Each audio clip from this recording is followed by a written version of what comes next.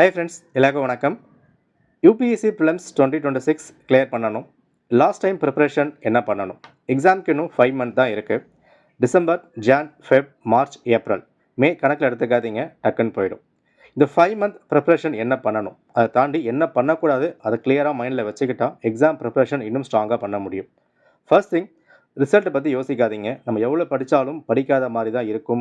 எவ்வளோ படிச்சிருந்தாலும் இன்னும் படிக்கணும் இந்த ஒரு மைண்ட் செட் வந்துக்கிட்டே இருக்கும். அதை பற்றி பயப்படாதீங்க.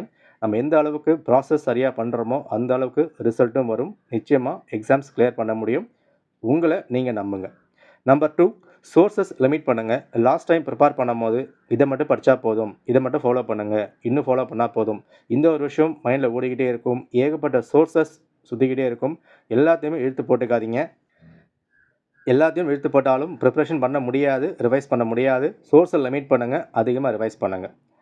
நெக்ஸ்ட் திங், டெஸ்ட் சால்வ் பண்ணுறது.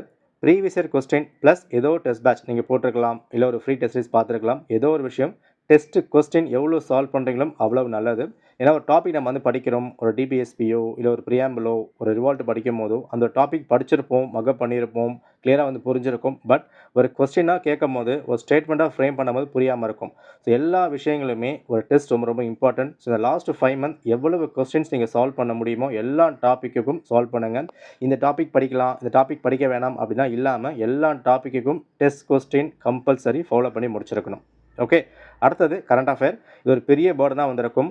கரண்ட் அஃபேர் இது வரைக்கும் நீங்கள் படிக்கல அப்படின்னாலும் இதுக்கப்புறம் டிசம்பர்லேருந்து டெய்லி எடுங்க. இந்த 5 மந்த் கரண்ட் அஃபேர் நீங்கள் டெய்லி நீங்கள் படித்தா கூட பேக் ஹேண்ட் இருக்கிற ஒரு 5 மந்த்க்கான கரண்ட் அஃபேர் அதிகமாக ரிப்பீட் ஆகும். இன்கேஸ் எதனா முடிக்க முடியல அப்படின்னாலும் last time April May month வரும்போது நம்ம ஒரு கம்பைலேஷன் ரிவைஸ் பண்ணிக்கலாம். But from December onwards daily நீங்கள் எடுத்துட்டா நீங்கள் பேக் ஹேண்ட் இருக்கிற அந்த 5 மந்த்தும் ரிவைஸ் பண்ணி முடிக்க முடியும். நிறைய கரண்ட் அஃபேர்ஸ் உங்களுக்கு ஒரு மினிமம் 60-70% ரிப்பீட் ஆகும், முடிச்சிடலாம். ஓகே, ரொம்ப சிம்பிளாக வச்சுக்கோங்க, ரொம்ப காம்ப்ளிகேட் பண்ண வேண்டாம். ரிசல்ட் நம்ம கையில் இல்லை. நம்ம எந்த அளவுக்கு ப்ராசஸ் சரியாக பண்ணுறோமோ அதை பேஸ் பண்ணி ரிசல்ட் வரும். நிச்சயமாக எல்லாரும் ப்ரிலிம்ஸ் 2026 கிளியர் பண்ண முடியும். ஜஸ்ட் பிலீவ் யுவர் செல்ஃப், அவ்வளோதான். ஓகே, நன்றி, வணக்கம்.